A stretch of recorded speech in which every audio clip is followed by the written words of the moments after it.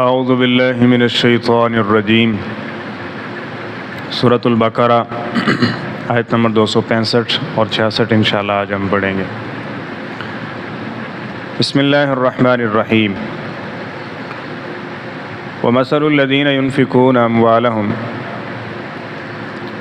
اور ان لوگوں کی مثال کہ جو اپنے مال خرچ کرتے ہیں، ابتغاء مرضات اللہ، اللہ تعالیٰ کی رضا کو تلاش کرنے کے لیے، وَتَثْبِيتًا مِّنْ أَنفُسِهِمْ، اور خوش دلی کے ساتھ، کَمَثَلِ جَنَّةٍ، مثال ہے ایک باغ کی طرح، بِرَبْوَةٍ، جو اونچی اور اچھی جگہ پر ہے، أَصَابَهَا وَابِلٌ، اسے بارش پہنچتی ہے، فَآتَتْ أُكُلَهَا ضِعْفَيْنِ، تو اپنا پھل دگنا لے آتا ہے، فَإِن لَّمْ يُصِبْهَا وَابِلٌ، پھر اگر بارش نہیں بھی پہنچتی، فَطَلٌّ، تو بوندا باندی سے ہی سراب ہو جاتا ہے، وَاللَّهُ بِمَا تَعْمَلُونَ بَصِيرٌ، اور اللہ تعالیٰ جو بھی تم عمل کرتے ہو دیکھنے والا ہے۔ أَيَوَدُّ أَحَدُكُمْ، کیا چاہتا ہے تم میں سے ایک، أَن تَكُونَ لَهُ جَنَّةٌ، کہ اس کا باغ ہو، من نخیل و عناب، کھجوروں اور انگوروں کا، تجری من تحتها الانہار، اس کے نیچے نہریں چلتی ہوں، لہو فیہا من کل ثمرات، اس کے لیے اس میں ہر طرح کے پھل ہوں، واصابہ الکبر، اور اس کو بڑھاپا آلے، ولہ ذریۃ ضعفاء، اور اس کی کمزور یا چھوٹے بچے ہوں، اولاد ہو، فاصابہ اعصار، تو پس اس باغ کو آ گھیرے ایک بگولا، فیہ نار، جس میں آگ ہو، فاحترقت، پھر وہ اس کو جلا کے راکھ کر دیں، کذالک یبین اللہ، اسی طرح اللہ تعالیٰ بیان کرتے ہیں، لکم الآیات، تمہارے لیے اپنی نشانیاں آیات، لعلکم تتفکرون، تاکہ تم غور و فکر کرو۔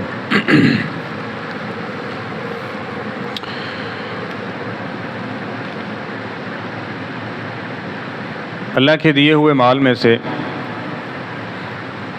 یا دوسرے لفظوں میں یوں کہہ لیجئے، جو اس نے امانت دی ہے انسان کو، وہ اس امانت میں سے اسی کے راستے میں خرچ کرتا ہے، اس کے حکم کے مطابق، تو اللہ تعالیٰ اس کو کیسے اجر عطا فرماتے ہیں، اس آیہ پاک میں اس کو ایک مثال کے ساتھ بیان کیا گیا ہے کہ جو لوگ اللہ تعالیٰ کی رضا کو حاصل کرنے کے لیے اور پھر خوش دلی کے ساتھ خرچ کرتے ہیں، سابقہ آیات میں ریاکاری اور اس طرح احسان جتلانا، تکلیف دینا، وہ باتیں ذکر کی گئیں جن کے ساتھ خرچ کیا ہوا ضائع ہو جاتا ہے، ان چیزوں سے بچنا ہے اور کس طرح سے خرچ کرنا ہے وہ بتلایا اور سکھایا جا رہا ہے کہ مقصد صرف اللہ تعالیٰ کی رضا کو حاصل کرنا ہو، اور اس کے ساتھ خوش دلی کے ساتھ۔ بس اوقات انسان خرچ کرتا ہے مجبور ہو کے، کیا کریں جی، اب یہاں کرنا ہی پڑے گا، دینا ہی پڑے گا، فلاں صاحب آ گئے، فلاں صاحب آ گئے، اب رکھ رکھاؤ بھی ہوتا ہے۔ کسی کا کوئی رکھ رکھاؤ نہیں ہے،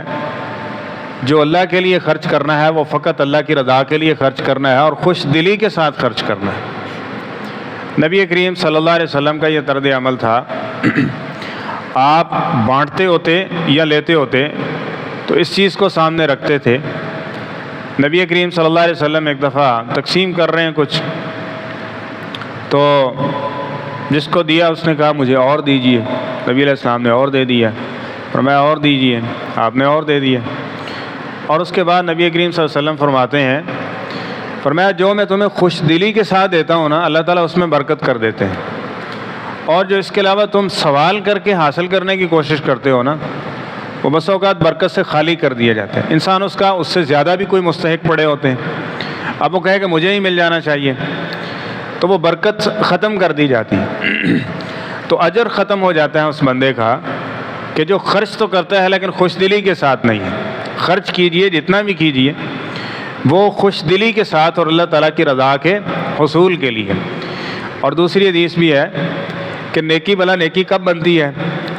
اور ایمان مزین کب ہوتا ہے۔ نبی کریم صلی اللہ علیہ وسلم نے فرمایا جانچنا ہو تو اس طرح جانچ لیجئے گا۔ فرمایا اذا سرت کا حسناتوں کا، جب نیکی کر کے تجھے خوشی محسوس ہونا، نیکی تجھے خوش کر دے، فانت مؤمن، تو مومن ہے۔ اور اس سے پہلے حدیث کا ٹکڑا کیا ہے کہ جب برائی تجھے کیا کر دے، برائی اگر ہو جائے تو اس سے تو پریشان ہو جائے، یہ کیا ہو گیا، توبہ استغفار کی طرف جائے گا نا بندہ۔ اسی طرح جب نیکی کرے تو اس سے خوشی محسوس کرے کہ اللہ کی توفیق سے مجھ سے یہ ہو گئی، اللہ نے مجھ سے یہ کام لیا، پھر اس کے قبولیت کے لیے دعا کرے گا اور اس کا آرزو مند ہوگا، تو وہ اس کے لیے کیا بن جائے گا، یہ قبولیت کا سبب ہوگا۔ اور جب مقبول ہو جائے گی تو اس سے ایمان بھی بڑھے گا۔ تو فرمایا فانت مؤمن، نیکی جب تجھے کر کے اچھا لگے اور برائی سے پریشان ہو جائے تو مومن ہے۔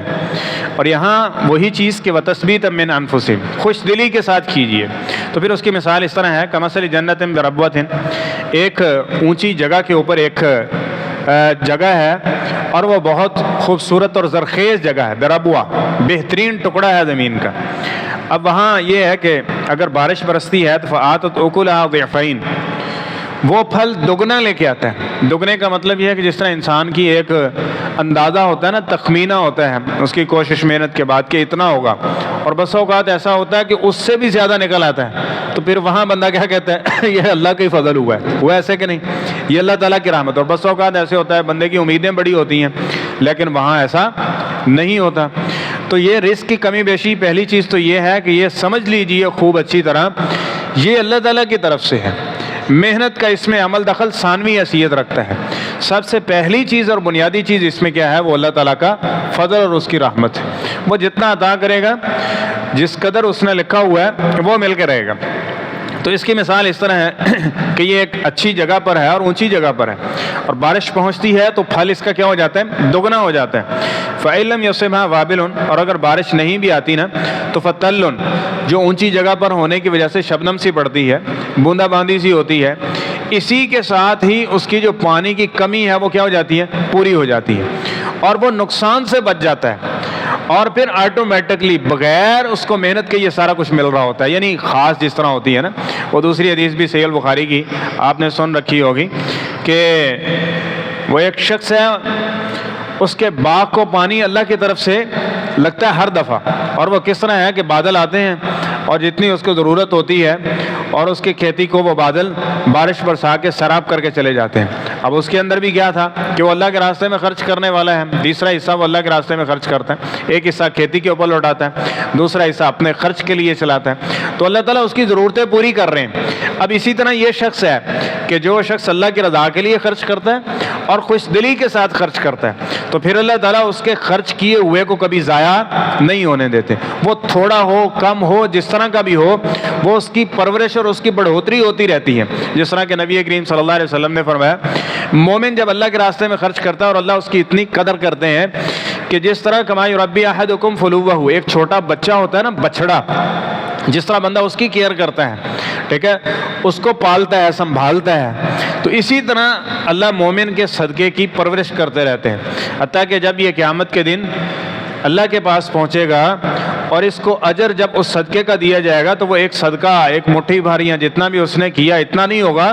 بلکہ فرمایا وہ پہاڑوں کی مانند اس قدر اللہ تعالیٰ اس کو بڑھا کے وزنی کر دے گا۔ اس کے لیے کس بنیاد پہ؟ اللہ کی رضا کے لیے اور خوش دلی کے ساتھ یہ خرچ کیا۔ تو واللہ بما تعملون بصیر، ہمیشہ یہ یاد رکھیے کہ اللہ تعالیٰ جو بھی تم عمل کر رہے ہو اللہ اس کو دیکھ رہا ہے۔ جب یہ ذہن ہوگا تو پھر بندہ اخلاص نیت کے ساتھ کام کرنے کی کوشش کرے گا۔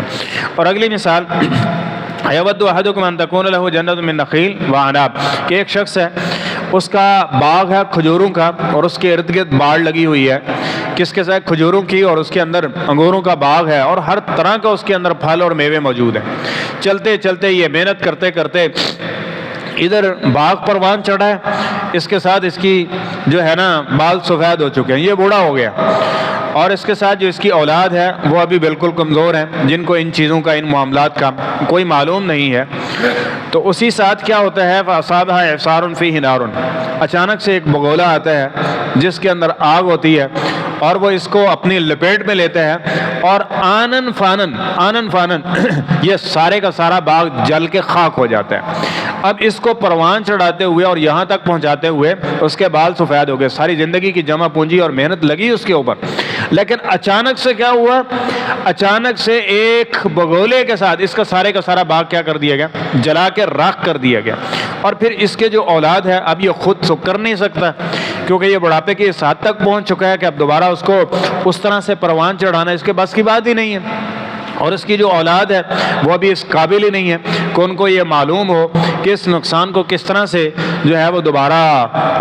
اچھی طرح سے اس کو پرورش کی جا سکتی ہے، اس کی پروان چڑھایا جا سکتا ہے۔ تو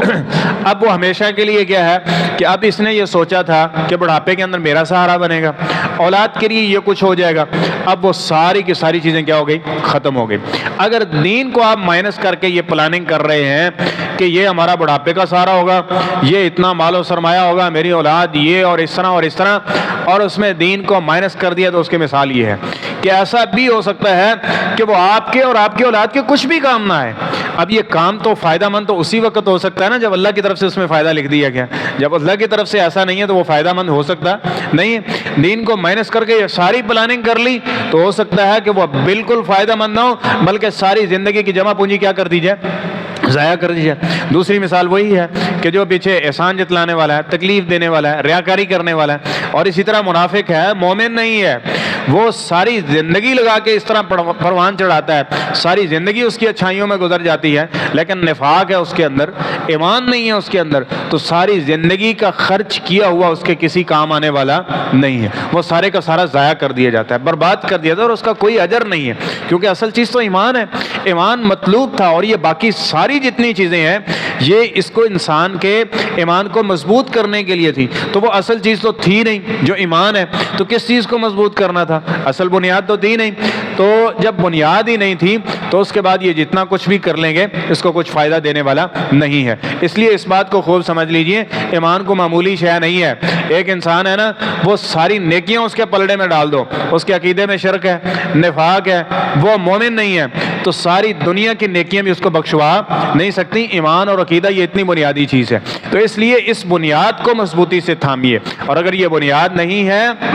تو پھر اس کے ساتھ یہ مثال ہے اس کی کہ یہ ساری زندگی کی جمع پونجی کے اوپر اس کا پانی پھیر دیا جاتا ہے، اور اس کو ذرا برابر بھی اس کا فائدہ نہیں ہوتا ہے، بلکہ حسرت اور ندامت باقی زندگی اسی کلک کے اندر ہو سکتا ہے، اسی پریشانی کے اندر یہی جو صدمہ ہے اس کا جان لیوا ثابت ہو جائے اور اس کی زندگی کا بھی خاتمہ کر دے۔ یہی وہ مال و دولت جس کو سمجھتا تھا کہ اس کے ساتھ زندگی کی فراوانی ہوگی، وہی اس کی زندگی لے جانے کے لیے اور زندگی کو تنگ کرنے کے لیے اللہ اس کو سبب، ذریعہ اور وسیلہ بنا دے۔ تو اس لیے ان چیزوں سے ہمیشہ بچنے کی کوشش کرنی ہے اور اپنے آپ کو بچائے رکھنا ہے۔ تو کذالک یبین اللہ لکم الآیات، اللہ فرماتے ہیں اس طرح ہم کھول کھول کے مثالیں دے دے کے نشانیاں آپ کو سمجھاتے ہیں، بتلاتے ہیں، تاکہ درست راستے کا تعین کیجئے اور سیدھے راستے پہ چلیں، اور ایسا راستہ نہ ہو کہ جس کے ساتھ انسان عمل تو کرے لیکن اس کا عمل کوئی قبول نہ ہو۔ ایسے راستے پہ چلیں کہ انسان جتنا بھی عمل کر رہا ہے اس کے اعمال کو اللہ تعالیٰ شرف قبولیت عطا کر کے اس کے لیے نجات کا ذریعہ بنا دے۔